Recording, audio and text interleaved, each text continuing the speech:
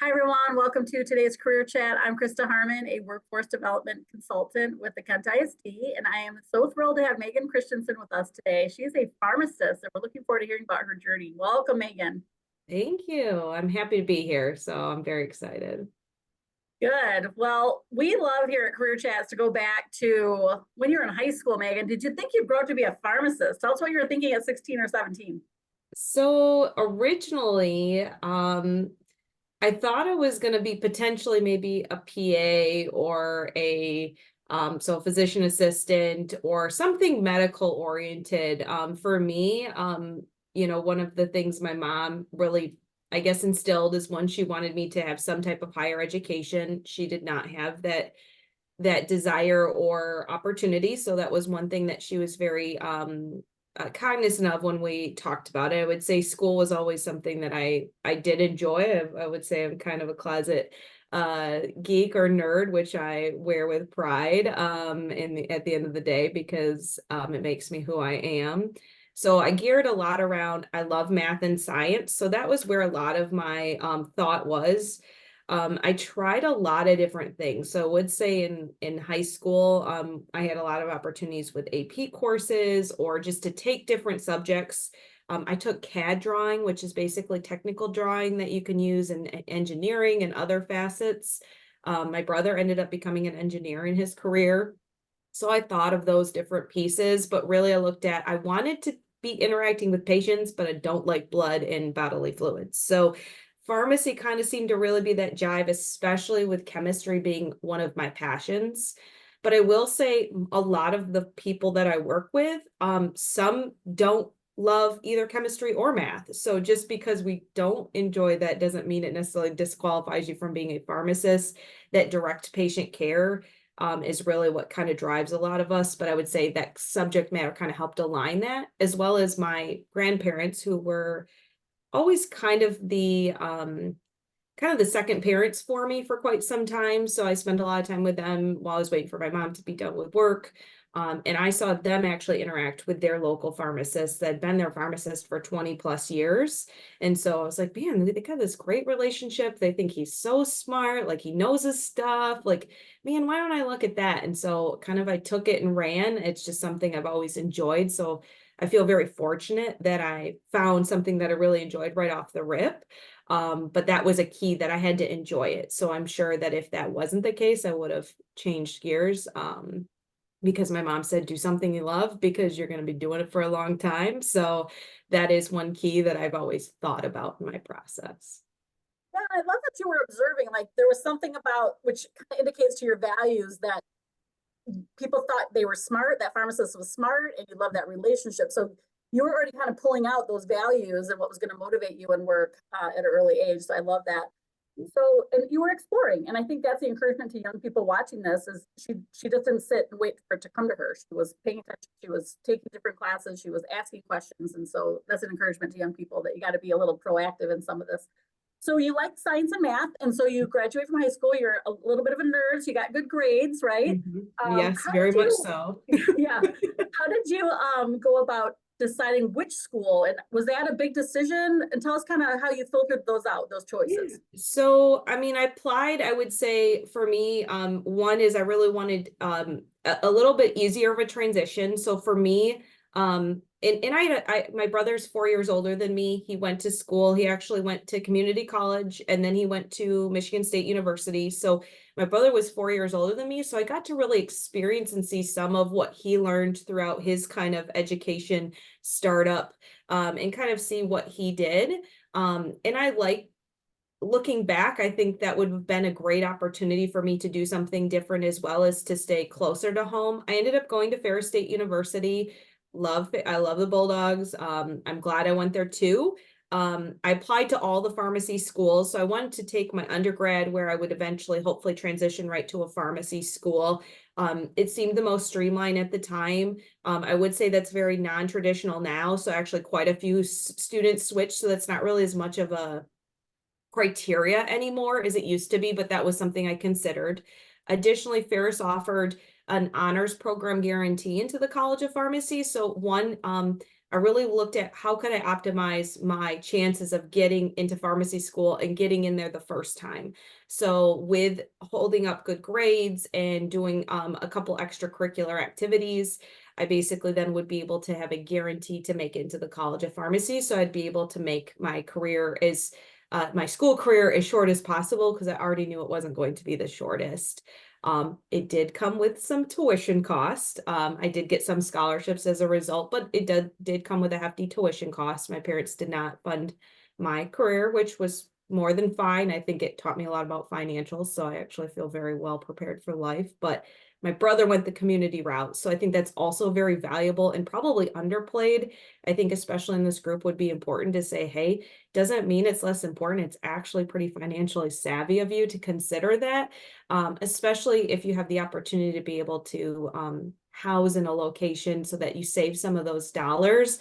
You'll realize when you take out less loans when you get older, it's a much better benefit. So hopefully learn from the rest of us that took out maybe more than what we wanted to.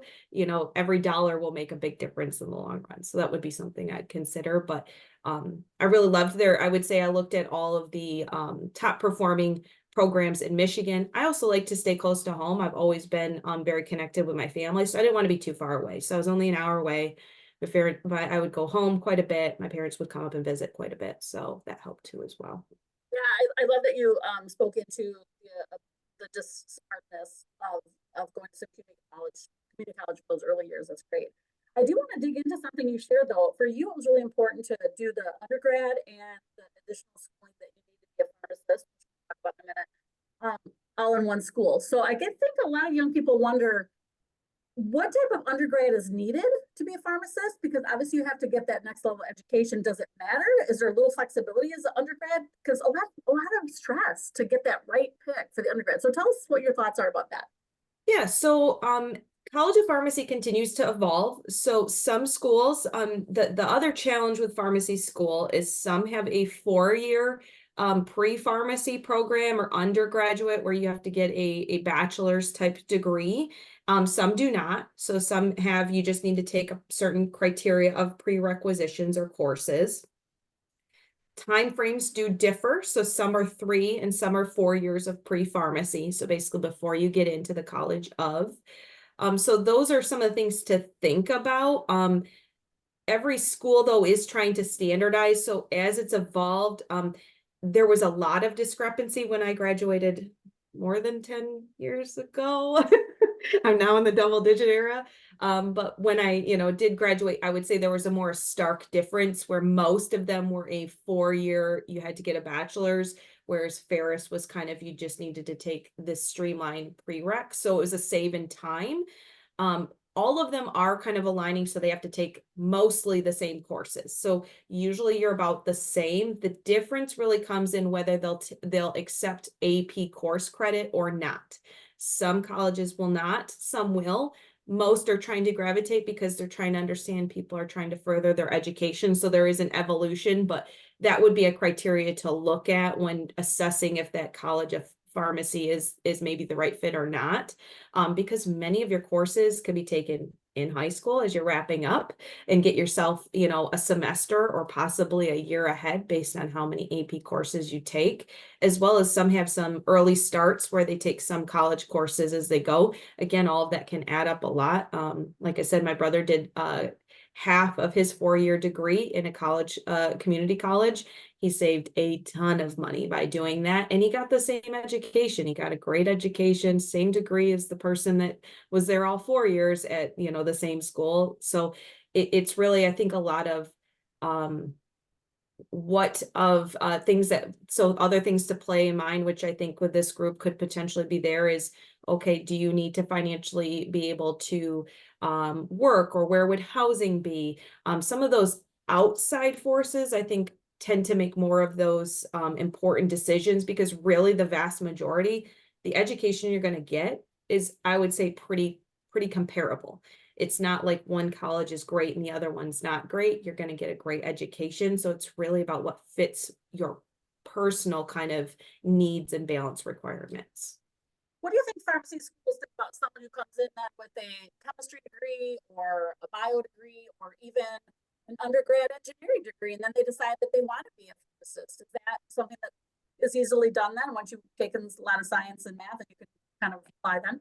Yeah, so I would say if you already have a degree that is science and math based, I would say very heavily, we take a lot of our prerequisitions are science based, and then a decent amount of math. So if you have any of those that are your foundation building blocks of your degree, it's going to be pretty easy to translate, and you probably maybe only might need to take some summer courses maybe to get ready to apply, or maybe only a semester that you'd need to take to wrap up anything you're missing.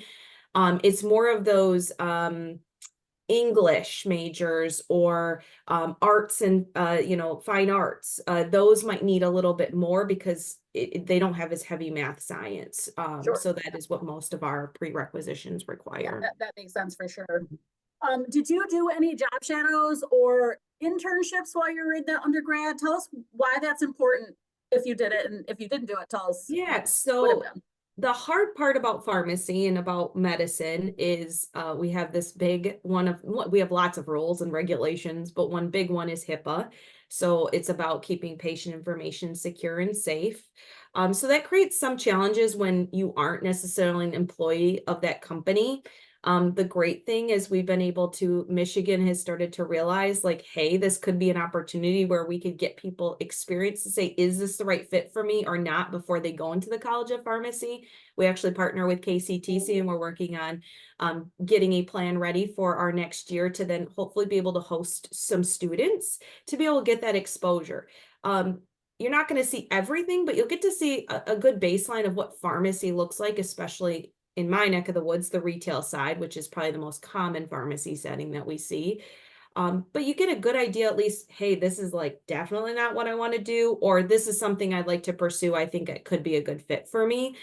It really helps you. I would say it's almost a process of elimination than a process of selection.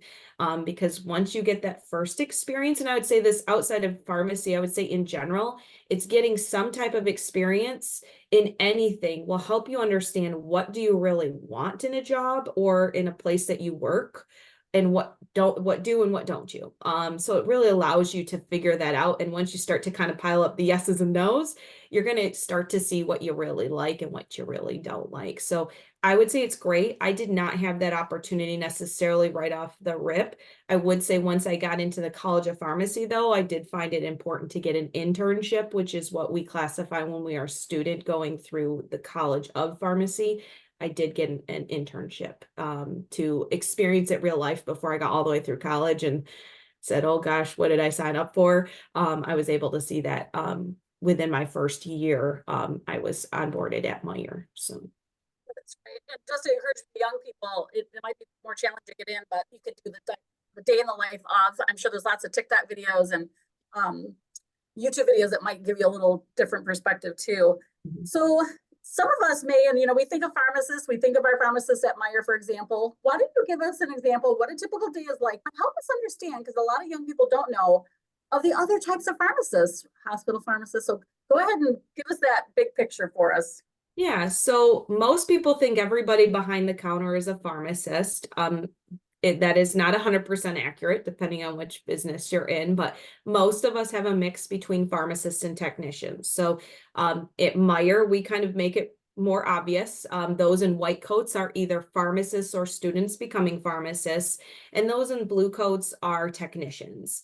I will tell you, my technicians are the lifeblood of the pharmacy. If those of you participated in Shanae's, class that we hosted, very much so, we would be lost without our technicians. They help us be successful. What I can say overall is no 2 days are the same with pharmacy. That's the great thing. I think that's what I love the most is I love that I will have a ton of variety. I know that I will be challenged. I'm somebody that I do like making sure that I'm thinking through my clinical skills, or maybe there's a tough challenge that I just need to work through systematically. That is part of pharmacy, but it gives me that need to continue to propel myself to the next level. Additionally, so things that I have to look at, obviously the baseline is I need to fill prescriptions. So what most people commonly think about pharmacy. But my job is to ensure the safety at every step. So my job is to make sure the technician types the medication correctly, that it's billed correctly. So I need to know about insurance. I also need to make sure they fill it appropriately. I also need to make sure that the doctor wrote it correctly. So no medication just has one direction. So it doesn't, that a medication can be taken more than one time a day, can be taken at different strengths. So it's important that we know, is the doctor prescribing it in the right manner? Because different uses require different instructions or different medications. On top of that, we then also have to make sure that two medications don't interact with each other. You'd think a computer could do it all for you. Unfortunately, it's a lot more complicated than that because there's a lot of caveats and exceptions and criteria that we have to review. So that is where a lot of my assessment. So I've got to take all the data and I have to assess, is this safe for the patient? Is it not? I'm kind of the checks and balance system. I would say that's what pharmacy is in terms of a government kind of equivalent. We are the checks and balance of healthcare because we're there to really make sure that the doctor is, going about it the right way. If they, maybe got, sidetracked, that we make sure that nothing happened just from human error. And then also making sure we're available for the patient. So if the patient has a question, what's this medication going to do to me in terms of side effects? How often do I have to take it? Do I have to take it with or without food? Is this the best medication for my disease that my doctor's treating me for? What other options exist? All of those things are things that I need to be able to answer and be able to give the patient good information. So there's a big encyclopedia library in the book, in the head that we have, to make sure that we're successful. I'm then also responsible for making sure the team is on task. So obviously we can't predict, oh, we're going to get 10 scripts today, or we're going to get 10 scripts in the next 10 minutes. Whatever comes in is what we have to take care of. So obviously patients can't go without their medication. So it's my responsibility just to make sure everything's done, that we're basically moving people throughout the day into different locations and terms of what we need to do to get the job done. I manage inventory. I take care of any customer complaints. So if a patient's upset about something, I try to resolve their issue, make sure if I need to train and develop my team, that I'm discussing how could we do this better next time, because we want to make sure that we're giving our patient the best experience, because nobody wants to be sick. Nobody wants to necessarily come to the pharmacy. We aren't the beach. We aren't the number one destination, and we have to remember that. So it's just making sure our team understands why we're here.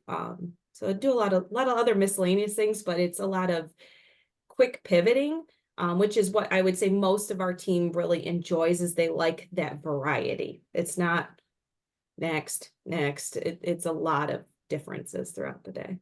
Yeah, because I think some of those myths about, just discounting pills, right? That's not. Mhm. But I think I really want to put a little spotlight on you for a second, because I think this was a big thing that I learned early on when I started doing this, is that the pharmacists are the expert at the medicine, and the doctors really rely on you. I mean, that they go through a general schooling, of course, to be a doctor, but they're not experts in these different chemicals and how they impact our bodies. So I guess I really want young people to understand kind of what motivated you in the first place, that you had to be really smart, and that responsibility is really there to kind of checks and balances, as you said, of that doctor.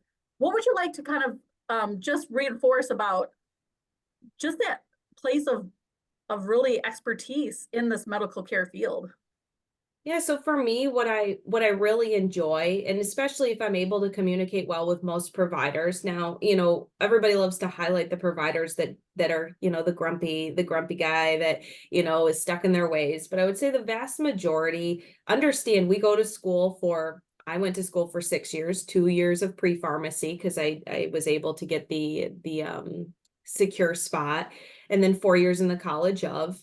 And so they understand I spent 6 years talking about chemicals and drugs and medication and patients' bodies.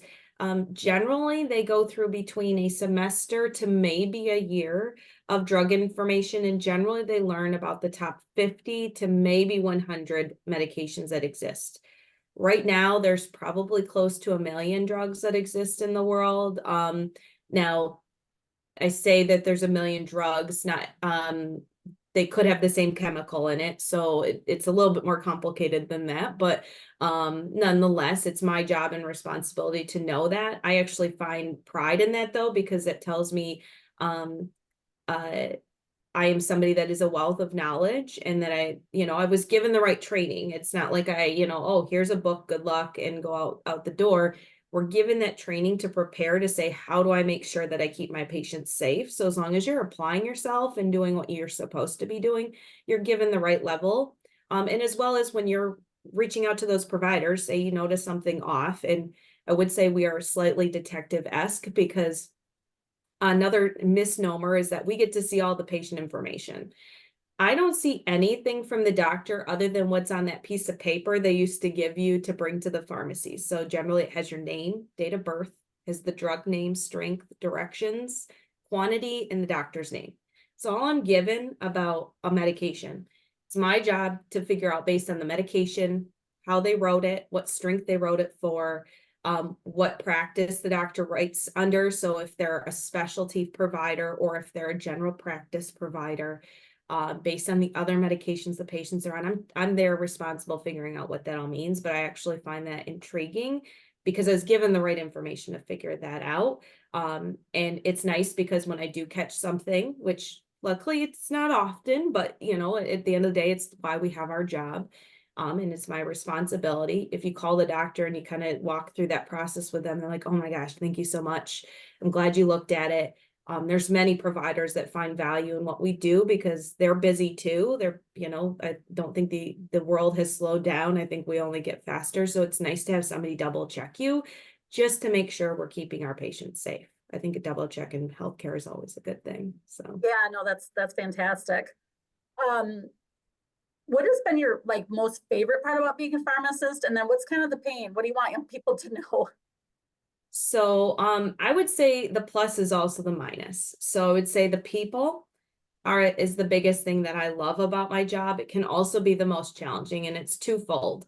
For me, my team knows because not only am I a pharmacist, I actually now am a supervisor. So I oversee 20 pharmacies in my market. So I'm responsible for just over 400 employees in their work environment and their success and their knowledge and education.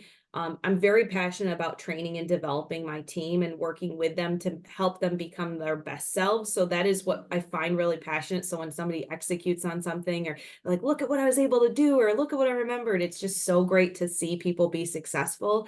I think there's unlimited number of seats at the table to be a top performer. There's not just 5, everybody can have a seat. So it's nice to see that. What I will say the most challenging about, especially being a retail pharmacist, is the patients. Yes, you can have some great interactions. I remember a patient that I saved his life because he was taking a medication he was supposed to stop, and he was actually creating a potential overdose situation in his body because he was taking too much. And we caught it and had a conversation, and it's like, you're the best thing since sliced bread, which was amazing. But that's my job. I'm just there to help people. So that's great.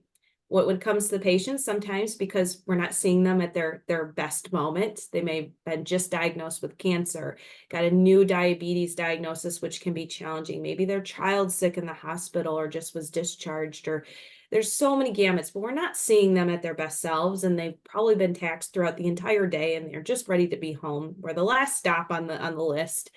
And so sometimes their tempers run short. What I found is that I've learned how to communicate well with people. So I find that it's not as much of a challenge as it used to be back in the day. But it's all about remembering what I do, why I'm here, and remembering that the patient isn't really mad at me. They're mad at the situation. And so it's my job to help navigate through that. And really, if I don't escalate the scenario, if I remain calm, generally by the end of the conversation, they realize that they've maybe gone one step too far. Maybe they've been too short with me, and they'll apologize, or they'll rebound and their demeanor will change, understanding that I didn't have necessarily anything to do with it. But at the end of the day, I understand why. So I'm just here to help facilitate, because guess what? If I don't make their day worse, I've done something to help make it better. So I just kind of take it as a challenge to hopefully turn those frowns upside down, as I say, because that could be a huge win. So. Yeah, that's great to hear for sure. I like you to I've been had the privilege of going into a hospital pharmacy and seeing people who specialize like on chemo drugs. What would you like to help young people understand about just the breadth of really where this kind of degree can take them? Yeah, so I mean, there are many different practice settings. I think the most common one we think of is retail pharmacy. We also have hospital or institution pharmacy is what we more commonly refer to it as, is also very common. I would say there's less people interaction, more chemical and data analysis. Does require some specialized training, but that's not unheard of. I'd say it's quite common now to see opportunities. So that was, I would say, a huge rate limiting step back in my day, but not at this current point in time. But I mean, there's veterinary medicine, there's specialties within it. There's, people can specialize in pediatric medicine. I mean, really the sky's the limit. I actually recently have talked a lot to a couple pharmacists that have been in like radioactive chemicals, so nuclear pharmacy. They're chemicals that we use in testing. They have very short half-lives, or basically they're only active for so long. But because they're radioactive, they have a lot of regulations and safety procedures and process to make that successful. So it's a whole different avenue, but it's very much, I would say, in line with retail feeling, just a different subject matter. But there's really something out there for everyone in pharmacy, I would say. That's the great thing. There's a lot of different opportunities. So. Yeah, I appreciate you shining light on that. I actually, in our career chat archive, I was able to interview someone who's a pharmacist. So that radioactive is very fascinating. We have about 2 minutes left. I would love to know if a kid, a student, a young person is going, this is good. What could they do right out of high school? Like I just was at Meyer Pharmacy yesterday and the technician was saying, oh yeah, I asked train on the job. So help young people understand what some of these next steps can be for their career. Yeah, so like we might have originally alluded to, so I've been talking a lot about career development lately, but great thing is Michigan changed their law. So now there was a requirement where technicians had to be at least 18 and graduate high school to be able to become a technician. There is an ability to basically get you started before that, essentially. Great thing is that we don't require experience. There are some caveats, but most employers have a program or process, Meyer is one of them, that allows you to get on-the-job training experience and paid in many cases, where you can then help get that experience and be able to then just transition seamlessly into a licensed technician and a career. Some of my technicians then go on to be a pharmacist, but we provide a lot of that education. So you don't have to be licensed before you come on board with us. And many of our other competitors or other pharmacies, many employers have a program. That's, I think, a big misnomer is everybody thinks you have to have a license in order to get into pharmacy. Well, you do to be a pharmacist, but to be a technician and get your foot in the door and kind of see if it's really for you, you don't have to. And allows you the opportunity. KCTC has a course that you can utilize to help, through the, I think it's the health systems or the health arm of your schooling or curriculum. And then there's a specialty for pharmacy technician.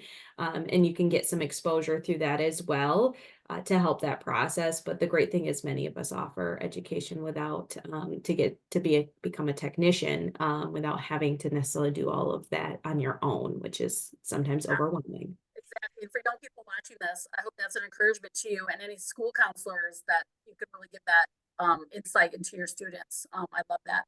Well, it's 4 o'clock. You've been full of amazing mentor information. I've had taken so many notes here, but give us that final word of wisdom, Megan, for anyone who's watching this and going, this is for me. Yes. Or maybe they realize it's not for them. Just get encouragement then. Yeah, so I would say, really the global thing, I would say my mom, like I said, my mom gave me a lot of pearls of wisdom in my day. I would say find something you love. I would say try is better than not trying. So, if you don't know, start trying things. Like I said, build that list of the things you don't like is just as important as the things you do. I would also look at, what things do you gravitate to? What do you find enjoyment in?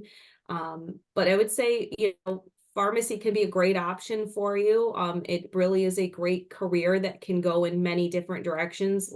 Case in point, I supervise many pharmacies, so I don't directly do I don't practice being a pharmacist every day. Today is actually one of my stores, and I was being a pharmacist for a little while, or helping with a counsel of a patient.